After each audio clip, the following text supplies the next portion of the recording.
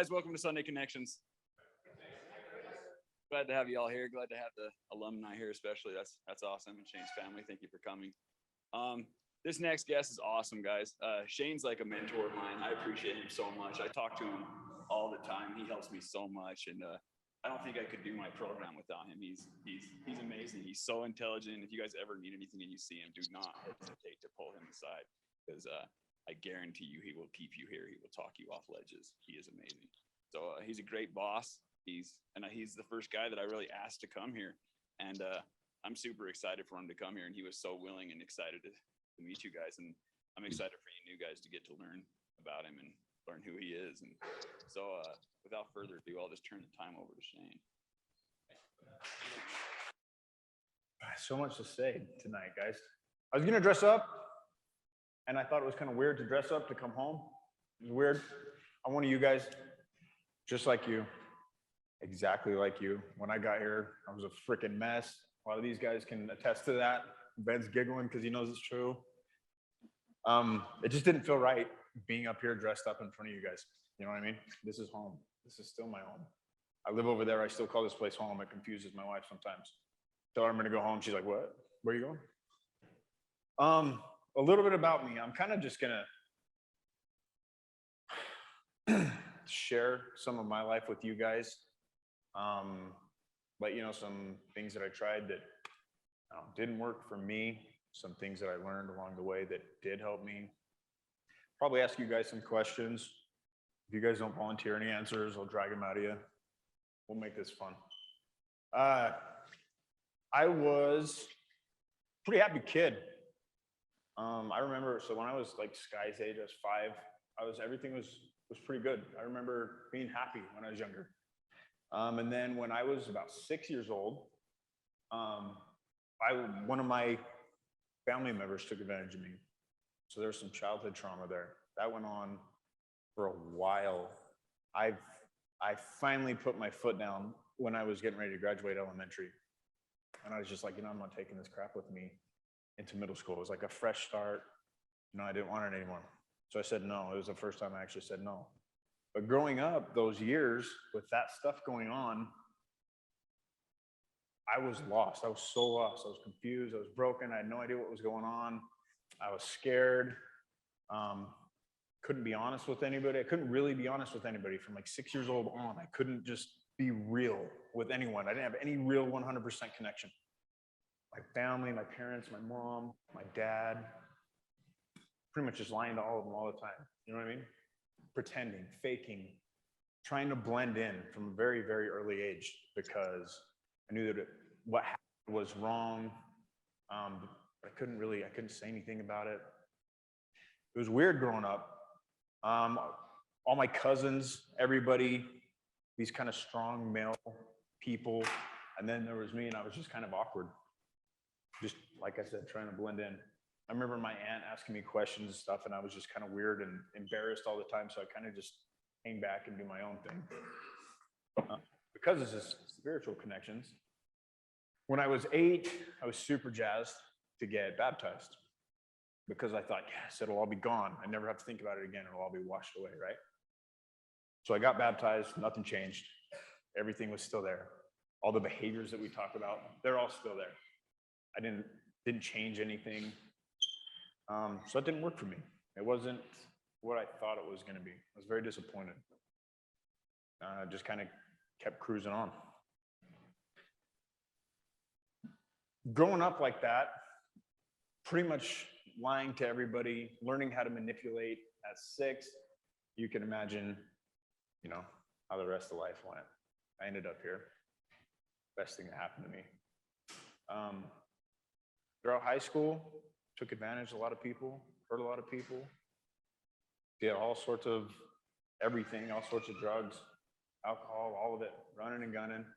Then I found out I was going to be a dad. I was 17, getting ready to turn 18. I was actually going to sign up and go into the Marine Corps, and I found out my girlfriend was pregnant. So I stayed home to do right by her. I had a beautiful little girl. I was going to go pick some stuff up. I actually gave the dude the money. He was going to go get me some stuff, and I was going to pick it up. I found out I was going to be a dad. And I said, you know, just keep it. He said, well, I'll get your money back. I'm like, I don't care. Keep it, all of it. I'm done. I'll never do that crap again. And I haven't, actually. I've never done drugs again since I found out I was going to be a father. I did keep drinking. I kept drinking and you know, using chew. And it was all right for a little while. It ended up getting in the end. My first wife.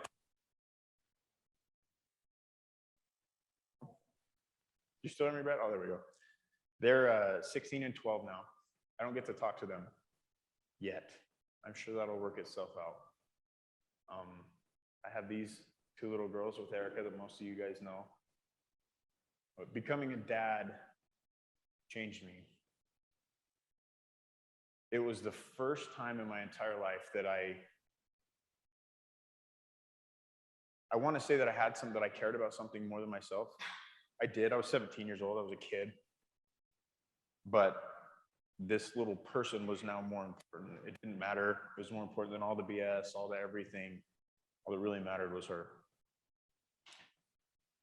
And I mean, that was cool for a while.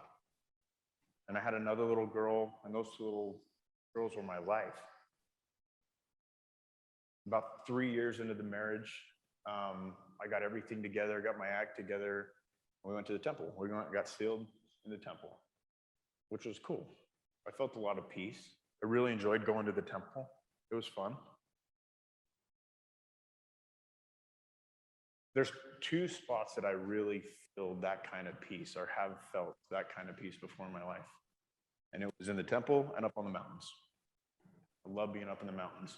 And the first time I went to the temple, that's what I thought about, was just how I felt peaceful like that. So I dug that. That marriage ended. I was still pretty good. I was still sober. It was like 2.5 years of sobriety.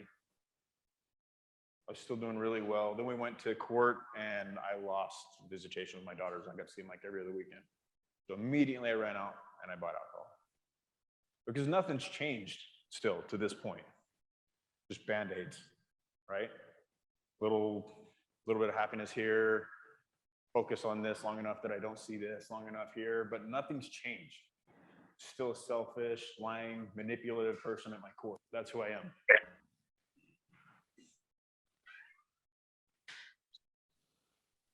So that was wrecking me when this gal stumbled into my life, which kept me alive, honestly. She kept me alive long enough to get me here. Unfortunate for her, because she had to put up with me. Just monster, just complete freaking nightmare me. Was a terrible person, horrible husband, half-ass father. Again, I want to say that I love them more than anything, but I didn't. I was selfish. I cared more about me. I cared more about not dealing with whatever was going on, drinking stuff away, escaping from the world. I didn't care about them at all. I did that for, what was it, 6 years, 7 years almost, before I came here. So I put up with a lot of crap. Very thankful that she stuck with me through all of that and then gave me the chance to come here and get my life together. So up to this point, I've had the LDS church twice that kind of, I was hoping would make me feel better, make me feel spiritual, fill up that hole inside me. I had therapists, counselors, different kind of programs that I went through, all sorts of stuff. Nothing's changing. Nothing's going on. So that's what I am. I finally destroy enough lives, try to drink myself into the ground multiple times. And I end up here. When I got here, and some of you guys have heard me say this, I was fortunate enough to be completely broken. I was a hot mess, thank God. When I was in jail, I was pretty much just like, I was done. I was very, just for the first time, kind of honest with her. This is what's going on. This is what's happening. I had kind of accepted the fact that I was going to lose her and the girls. I had just done 9 months. I was up for 10 days, got new charges, completely wrecked my life. And I should have gone away for a very long time. So I was trying to say goodbye, basically, when I got the opportunity to come here instead. And she said she was going to hang out and give me the chance to finish this. Once I got here, we started digging in and focusing on the problem, me, my behaviors, selfishness, the fact that I didn't really love them, the fact that I didn't put them first. I had to face the truth, and it sucked. A lot of you guys are going through that or have gone through that. It was hard. It physically hurt me. But it's what I needed.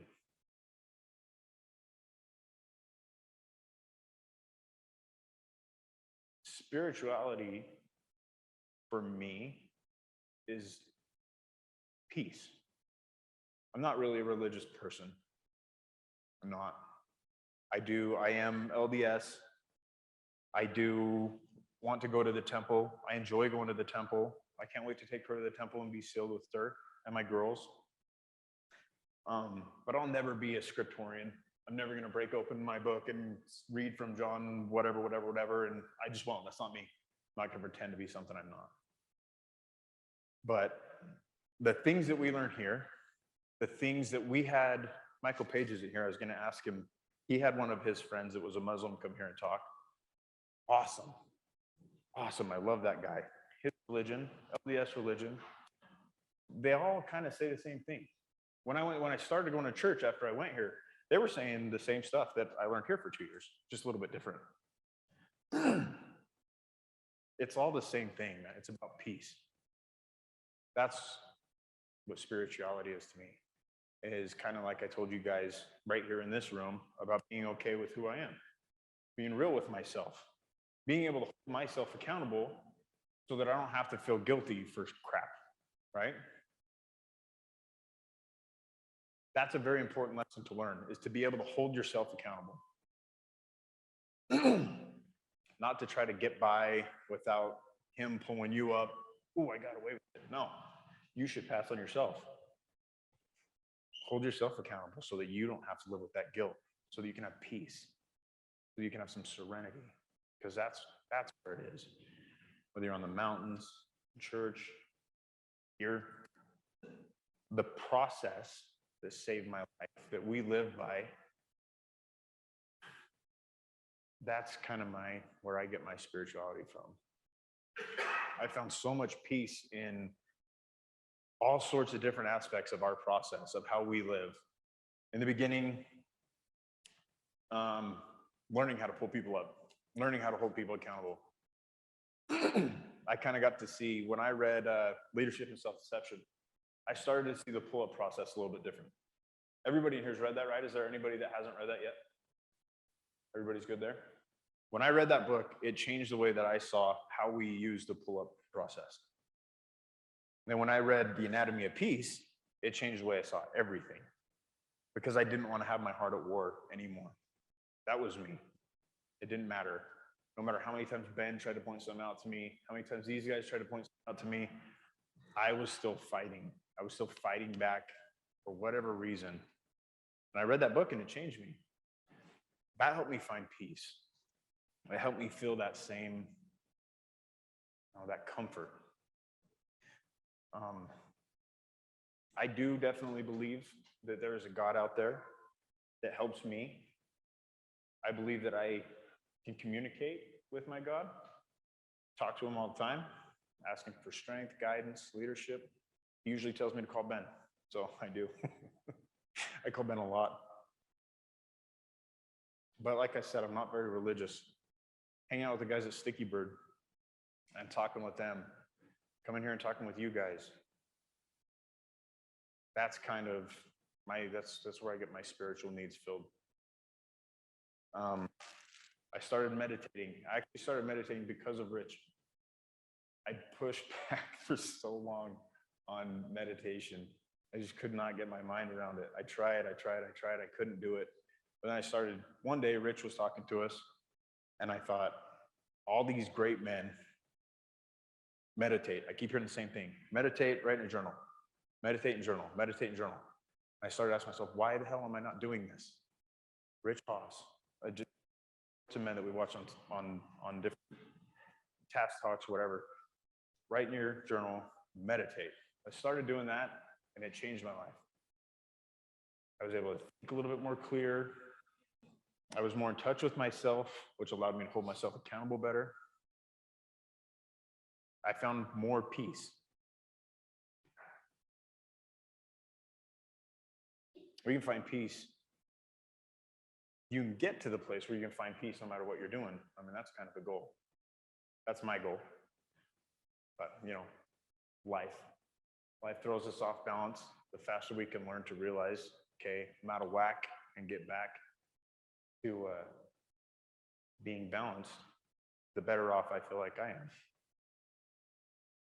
Out of curiosity, I was wondering when earlier today, we were at Lagoon, I wanted to kind of just go around, what are some things that you guys do to find peace?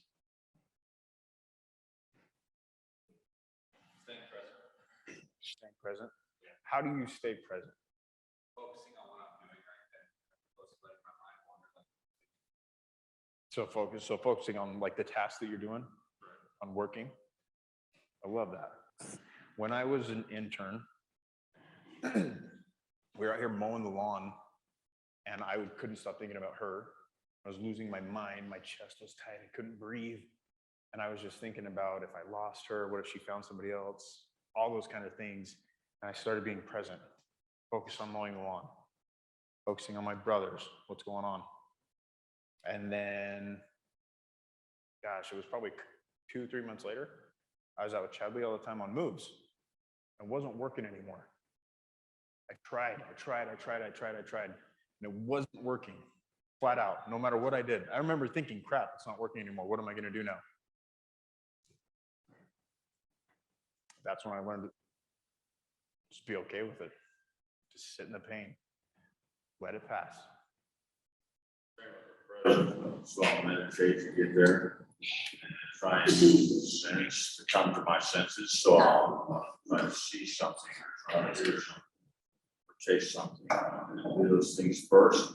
It doesn't matter if I come present for my meditation. I mean, there's a difference in staying present and thoughts, but I'm trying to empty my thoughts. And if I can come present and just clear all that for even a second, I achieved what I was looking for. And sometimes it lasts a whole lot longer than that. But just come present. Achieve something. Grounding. I love that. Grounding. Are we doing is Rich's class going on right now? Have you guys talked about that? About kind of feeling, hearing, feeling your pants, that kind of stuff? Beautiful. You're gonna like it. I love it. No, I agree though. That worked for me. I started going out on the bridge out there. Now there's those railings. I would sit right there and listen to the water, and that would kind of help me get my mind together. I started taking out a piece of paper, and I would just sit there and meditate, and something popped in my head. I would get rid of it, but if it's important, I'd write it down. I'd just keep going, keep meditating. And then I could always just go back to that piece of paper later. And again, I found great peace in that. And I figured out how I wanted to be. I figured out what I wanted my core beliefs to be by doing that. And I love that. That helped change me as well.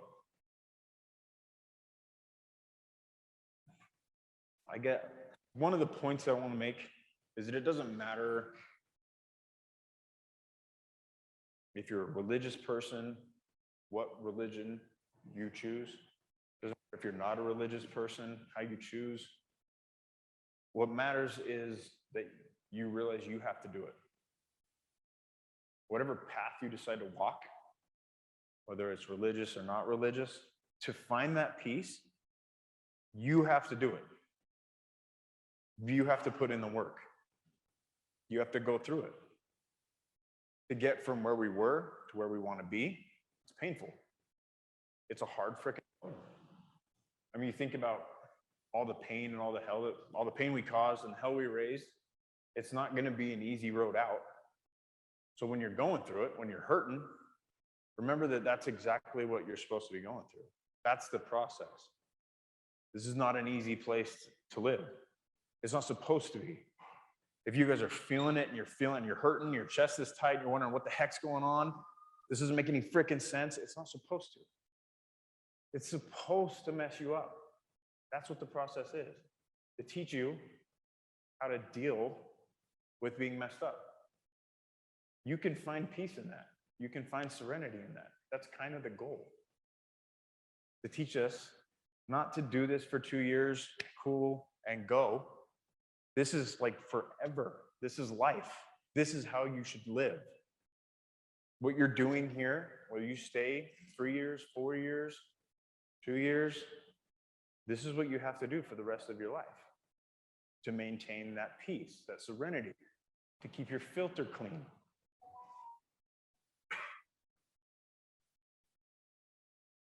Let's see. I was going to pick on Logan, but he's not here. I'm trying to figure out who to pick on. How about Nicholas, just because I know I can. You've been clean, right? Spiritually clean, clean filter, and then done something that you regretted. How did you feel about when you got your filter dirty? Felt like crap. Felt angry, felt disappointed, felt just dirty, grimy. In every aspect of your life? I don't know. Right. And then when you cleaned up,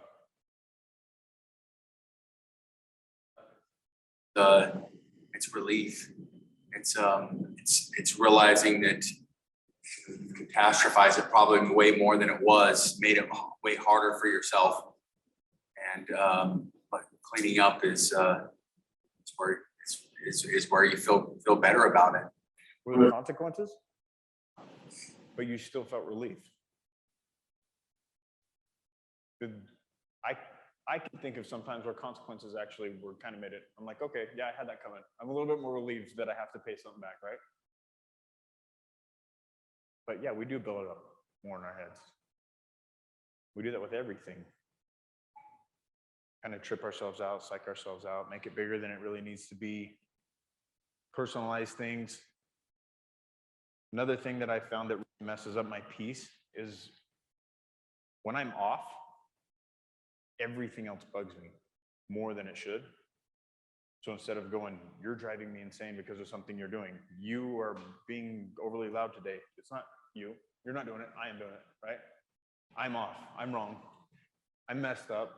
You guys are completely, the faster that I can realize that I'm the problem still, the quicker I can get back to, I can ground myself and get back to zero and be good to go.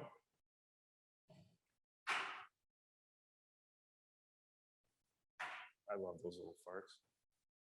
Today, a little over 2 years ago, I was a dead man. I should have been a dead man. Today, I got to celebrate my 1,000th day sober with my family.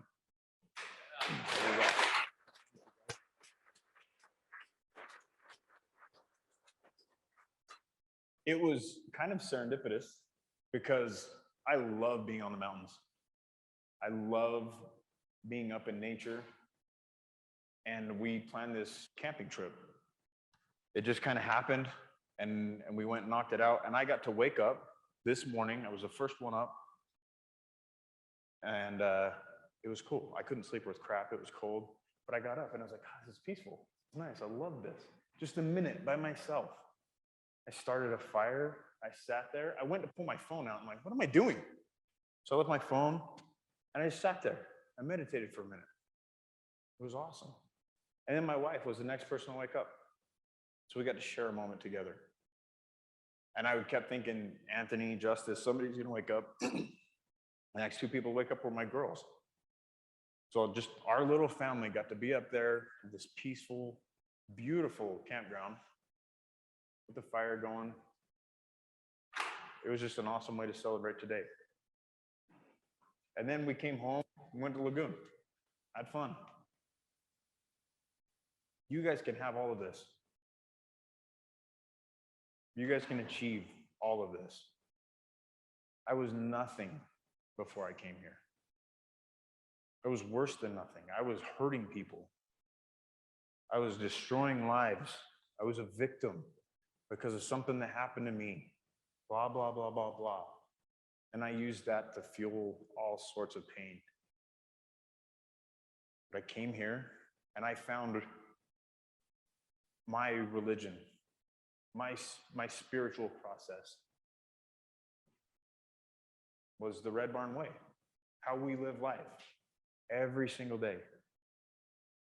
I mess up, the faster I come clean and accept my consequences, the less I spin myself out, the less I catastrophize. And that makes me feel closer to my wife, to my brothers, to my friends, to my God, just by keeping a clean filter. That's kind of my spirituality. What are some other things? Other than meditation, is there anything else? Yeah? Pray.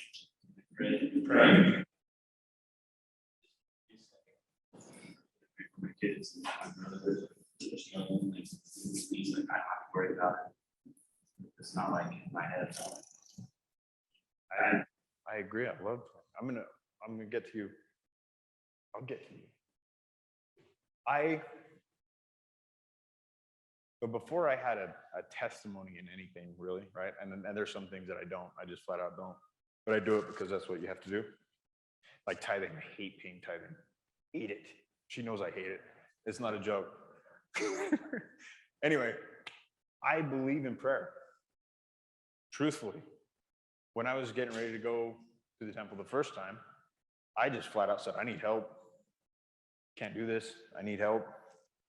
And I did receive help. It wasn't enough, but I did receive help. I didn't know back then. I didn't know that I was the problem. What were you going to say? The moves.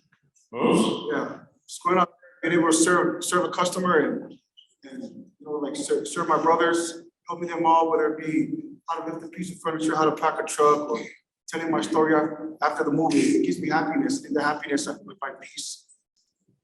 Service others. Definitely, man. And moves are the perfect way to do it. Learning to accept my past for what it was, you know, that it's not except for like, at least in my instance, probably for a lot of people, like, the biggest thing that stops them is being happy. After all, being happy in the past, I did this, I did that, and then it stops me from finding peace. Learn to accept my past is my past, and work on that, and I feel like it's possible. You're not carrying that guilt around. Before the barn, I didn't even tell my parents that I was abused, like willingly. I had a therapist that kind of tricked me into it. She just started spitballing like questions at me real quick, and the last one was, "And when were you abused?" And I didn't have anything to say to her.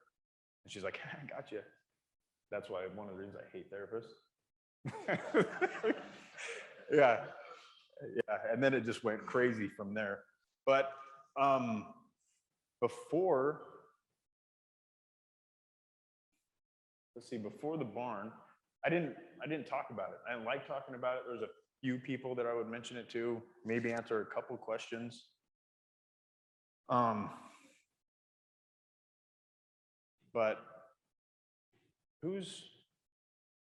let's see, who's going into the 5 guys that are going into David, and who else?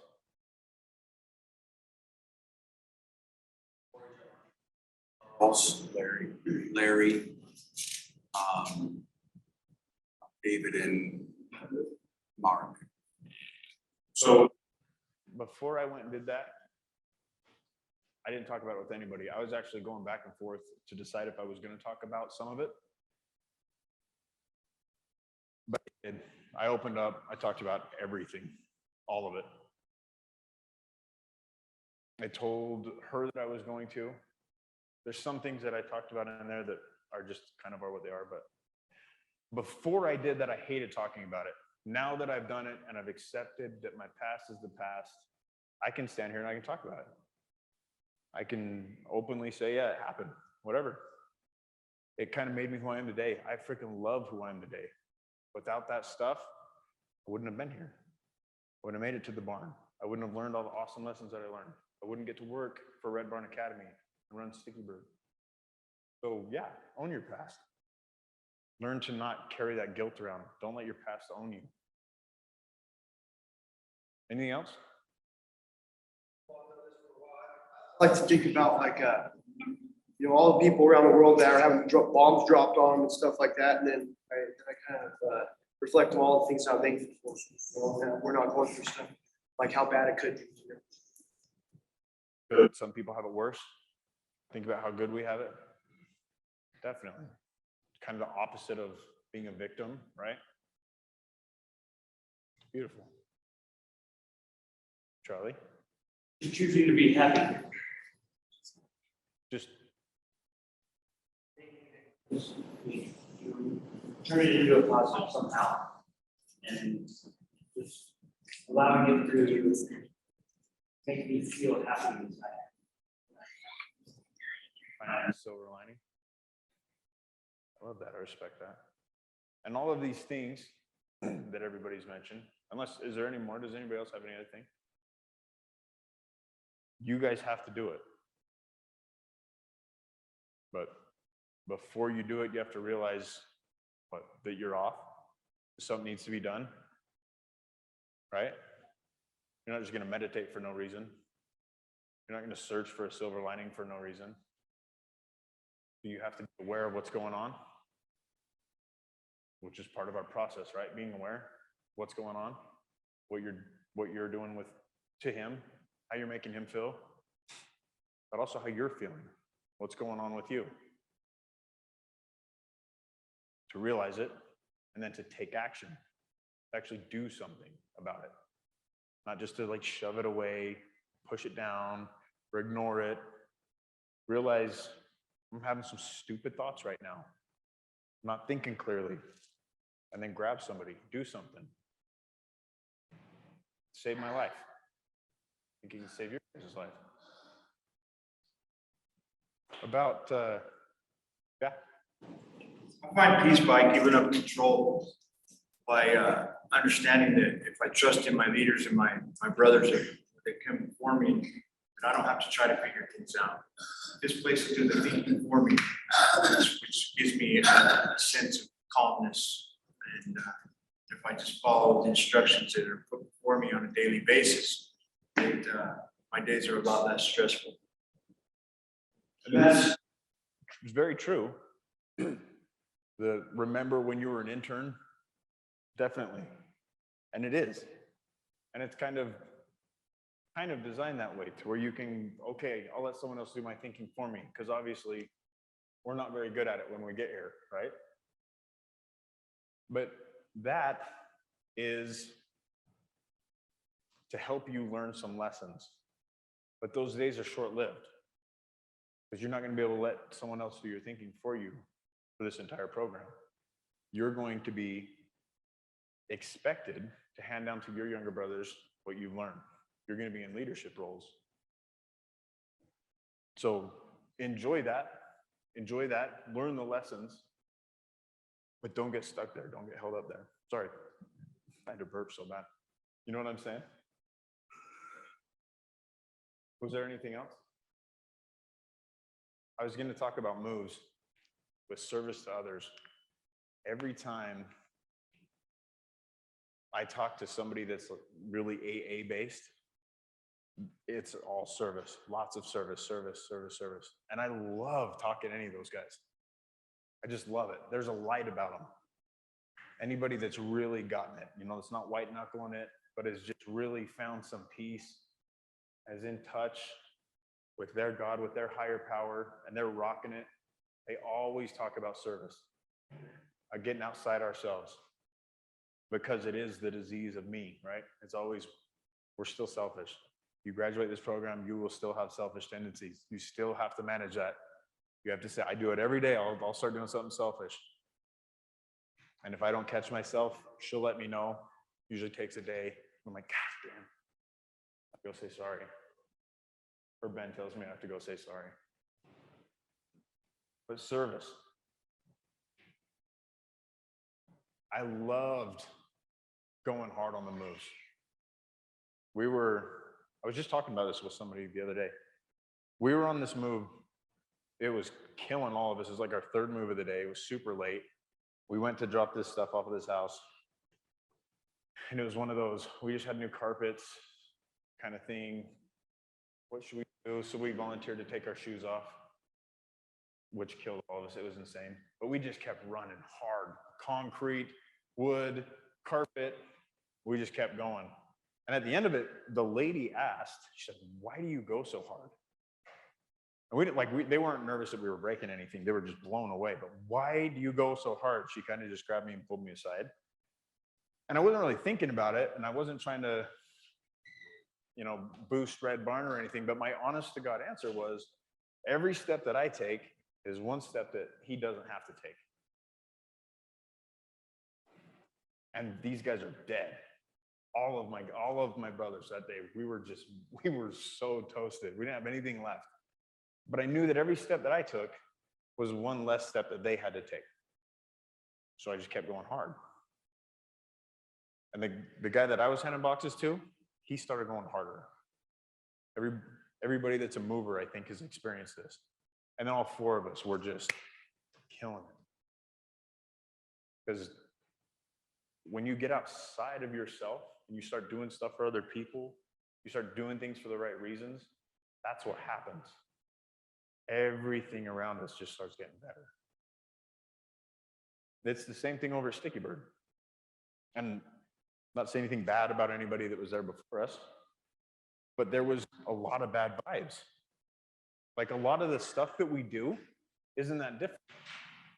We still cook chicken the exact same way. We still do the breading the exact same way. But the vibes in that place are insane. These guys show up and just kill it every day. And there's great vibes. They feed off of each other. We get a lot of stuff done. How many of you guys have been out on a move on Friday or Tuesday and the vibes suck and it's a long day? Ben, Nicholas, that was probably together, huh? Or how many of you guys, younger guys here at the farm, the vibes are off, there's weird stuff going on, not sure what's going on, pivot and change directions, and the vibes get off, and you have a bad day.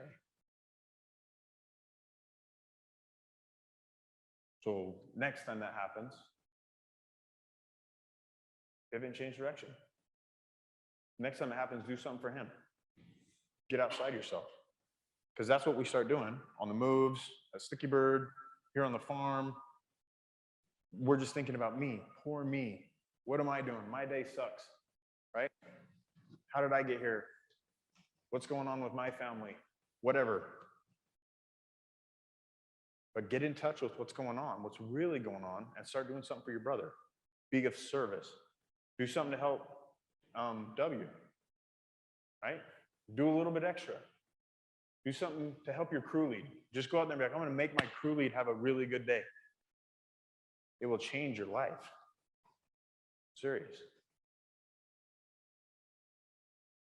And then keep doing that. Keep doing that. Keep doing that. When you graduate here, keep doing that.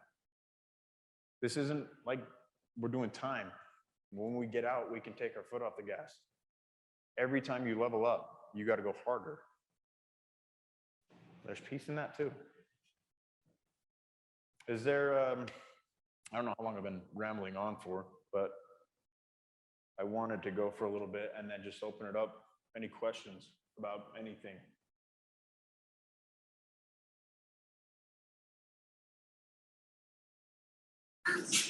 You could have changed, if you could change anything about your stay here at Red Barn, what would you have done differently?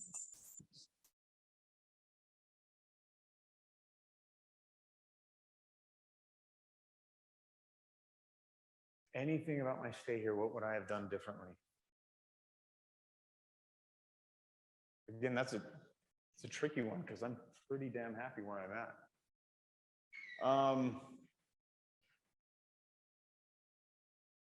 One thing, so let's see, I went on a move and one of my brothers brought me a pill that he found. And my first instinct was cool, and I was just gonna chuck it in the grass, get rid of it. Asked him, was there any more? The guy is safe. I went about everything right. Did everything to make sure that my brothers were safe. But for whatever reason, I took that little pill and I put it in my pocket. And I brought it home. I told Ben everything that happened. And he said, what did you do with it? And I lied to him. I said, I threw it in the grass.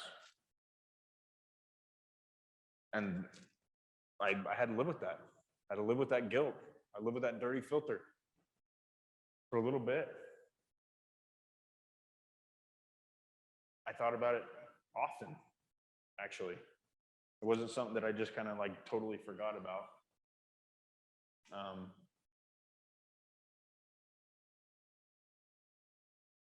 If I had to do anything different, so what ended up happening, sorry to finish the story, I had this pill and I was sitting there thinking about it and I started to play the tape through. So let's pretend that I take this and I get away with it, which I wouldn't have, but let's pretend I take it and I get away with it. Nobody knows, right? What's gonna happen? I'm gonna graduate and I'm gonna think that I can do it again. Or maybe I won't even graduate, but I'm gonna think, I knew that I would think I could do it again. If the best case scenario happened and I took it and I didn't get caught, I knew I was dead. Sooner or later, I would break her heart, I would continue to hurt people, and I was a dead man. The worst thing that could happen to me was I took that pill and I got away with it. So I actually did flush it down the toilet, got rid of it. And then later, I came clean and I owned it. And then I went out of my way to tell Ben because just him not knowing was eating me up. So I would have done that different. Definitely. Yeah. I appreciate the fact that you say that you love everything else more. Family or whatever it is, part of that much life. I know that true. There's also a basic text. It talks about us loving life more than our love. I couldn't come to terms with that. No matter how I've seen it, I always said, no, I don't love that more than my son. I don't love that more. It's just, that's my problem, is I do these things and do these things. Now, doesn't last about 6 months. I've come to terms that that's true, and I love that more. No matter what that is, it's hard to jagged pill, it's hard to swallow, you hear that saying. And it is hard, it's difficult for me to see that, but it's true, I did love it. So it's good to hear you say that and acknowledge that, because it helps me to see that it can be worked with. And that was kind of the idea behind not dressing up, not being, I don't need to be flashy. I'm just like you guys. I just graduated. I'm almost 3 years old, really. I'm still figuring crap out. You know what I mean? You guys, this is right around the corner.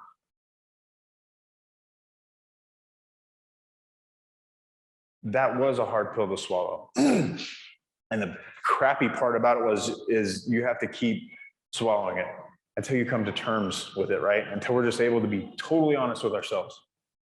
Be transparent with ourselves. Like, you know what? I sucked. I did. It was terrible. But then you get to move on. And I know I've told a couple people here this, but if I realized that I didn't have to wait until I graduated to be a good husband. I didn't have to wait until I graduated to be a good dad. I was being a good husband by staying here and pulling people up, staying here and passing my information accurately, by staying here and playing games with heart, by learning the lessons that we get taught here every day, by getting as much as I can. Every single day I was being a good husband. Every single day I was being a good father. I found great peace in that.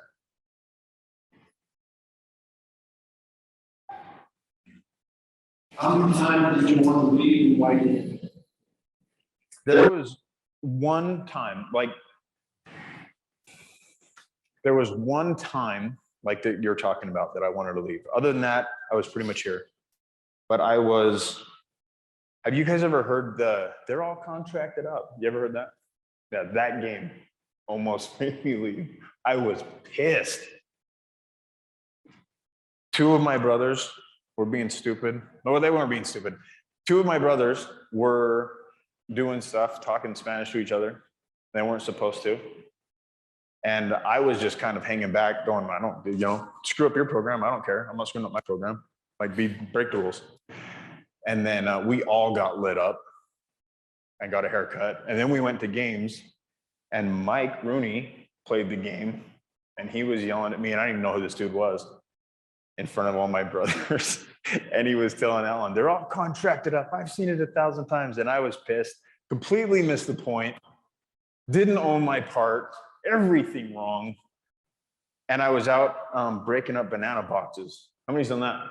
We still do that? You guys still have to do that? Breaking those stupid boxes, fold them up, throwing them away. And I was getting after it too. I was breaking, if I hit it just right in one spot, the whole thing would open up. It was awesome. But I knew, here's a truth for you. I knew that if I left here, I was dead. Period. End. I knew that I would lose her, and I knew that sooner or later that would kill me. I knew that I would lose my girls. I knew that I couldn't go to prison. I was broken, man. So I started thinking about ways to kill myself. My brother, technically my stepbrother, we were just a couple months apart. When I was early 20s, overdosed on heroin. He was having a hard time. He was diabetic. And one night he just took too much of both, went to sleep. I never understood suicide. I couldn't wrap my head around it. But that night, I was in a bad place. I was heated, I was confused. I really didn't think I had what it took to make it here. And I started thinking about that. And I remember thinking, what would that do to these guys?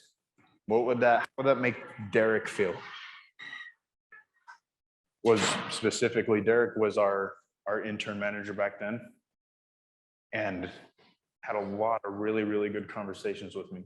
And I remembered thinking, what is this going to do to Derek? And then I thought, what's it going to do to her?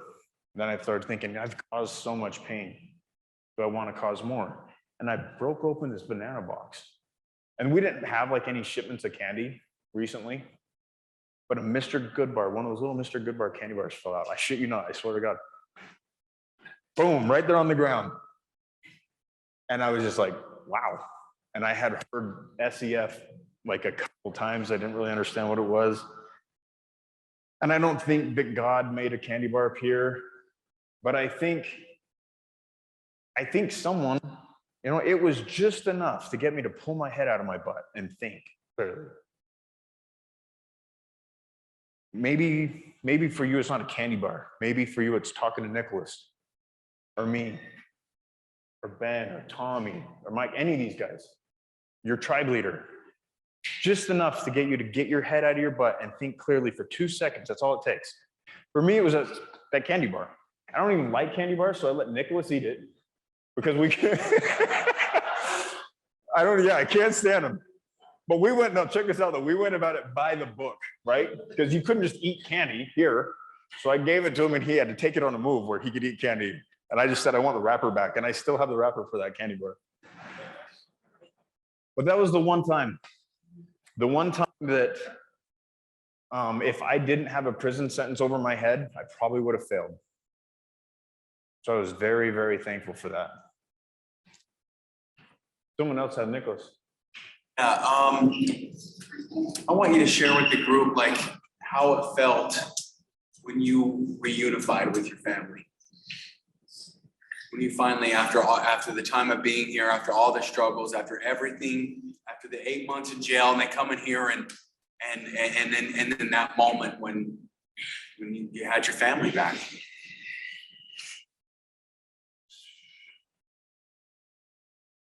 That one, I felt a lot. So one, I was very thankful that Ben came with me because everybody, I know I can trust Ben. There's a lot of people here that I know I can trust. Ben's one of them. And so I knew I was safe. And I knew I could go down there and I could just be there for her. It was an amazing day. I got to see my girls, I got to see my wife, and I got to be there for her. I got pulled up decent because she asked me a question and I started telling her what she wanted to hear. And Ben said, bull crap, tell her the truth. It was beautiful. And immediately I got hot and I was like, oh, no, you're right. You're right. So I told her the truth. And it was awesome to just be real. But I remember above everything else, being thankful that I had a clean filter, that I earned that. I earned every bit of it. I felt so good being there and seeing them again and knowing that I had went about it the right way. That for once in my life, I was 100%, I honored a commitment, I did what I said I was going to do, and I could stand in front of somebody and know that it was the real me. It's all me. And I went about it the right way. I wasn't dirty, wasn't hiding anything. It felt damn good. Thank you. What was the most profound moment you can remember from internship on where you, and the circumstances leading up to that, where you realized that you're changing and it's working? After I was a freshman? From intern on. That I realized that I was changing?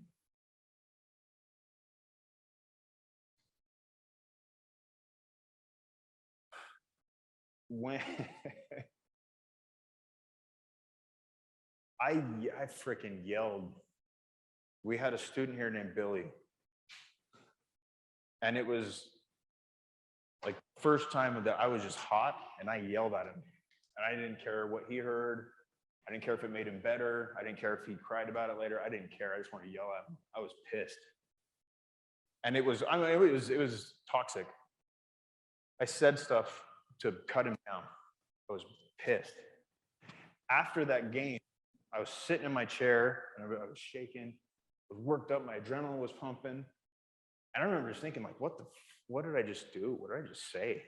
I was not happy with the feedback I gave him at all. And that was weird to me. I took that to my pillow. I was sitting there thinking about it. And then I thought that it was weird that I was thinking about it because that's not like me either. Like usually I just keep going, right? So that impacted me a lot. That had a big impact on me. And from that point on, I can honestly say I've yelled, I've got loud, but I've always done it with the intention to make my brother better. If I think they need a good, verbal crack over the head, I'll give it to them. But I was disgusted with myself for just selfishly yelling at him, using that platform, something so sacred, to cut him down. When I noticed that, I thought, wow, that's not like me at all. That's kind of cool. Yeah. Any other questions?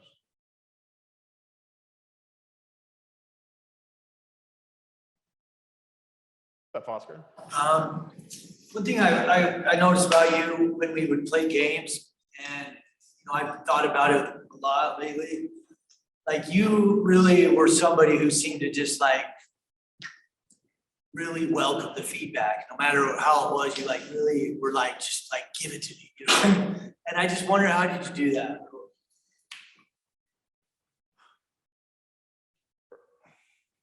again, I was blessed enough. It was because I was broken, man.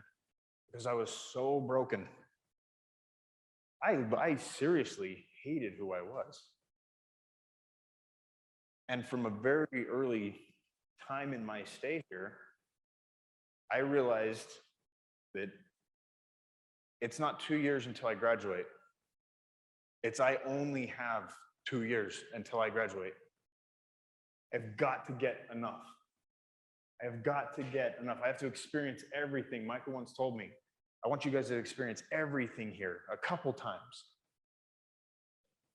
And that's why, because I wanted to be able to go back to them.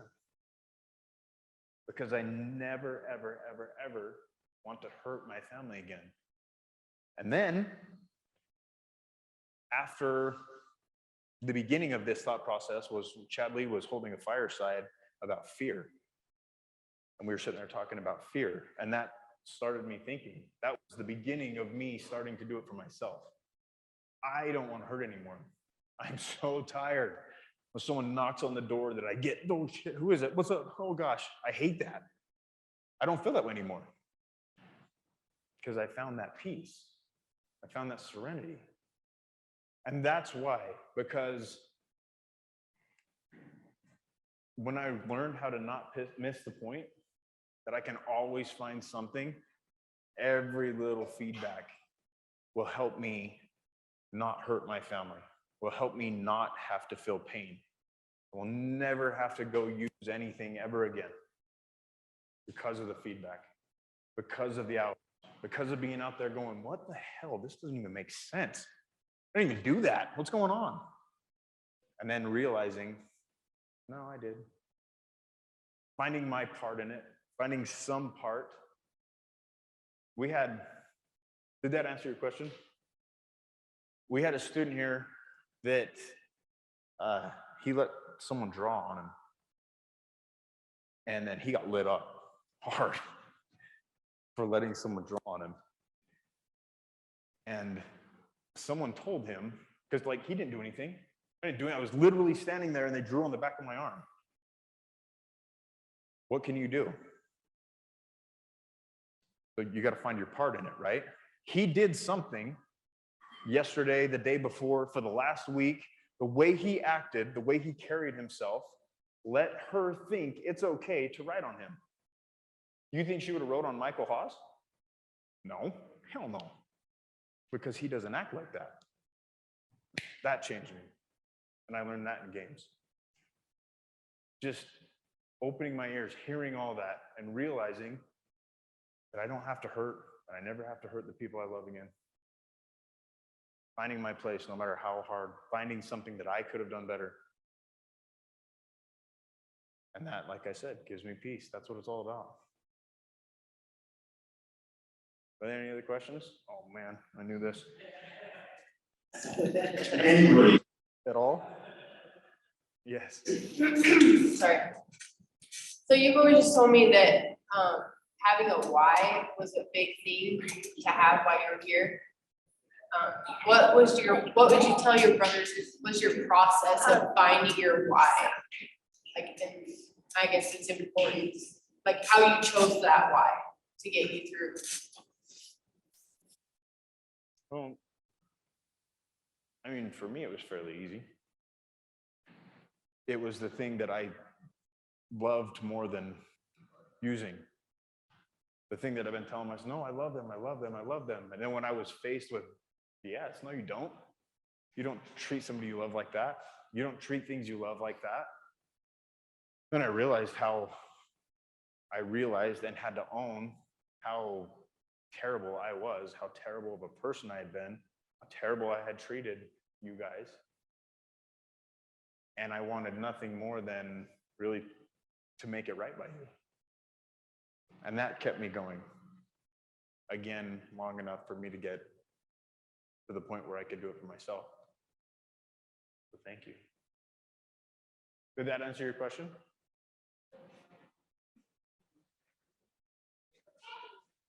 She was good enough. We'll talk about it later. We'll talk about this in the truck. Hi, baby. Love you. Look, Guys, I love you. I'm one of you. I'm here for you. Anytime, ever. My number's in the phones. You can call me. You can ask your tribe leaders if you can call me. I will be here for you. You're my family. I got to start today off with my family, and I get to end it with my family. I love you guys. I always will. Any man that wakes up here and goes to sleep here is my brother, and I will do anything for you. Please know that, and know that you can have all of this again. Everything that you can dream of and more is right there. Stick around. Love you guys. Thank you for having me.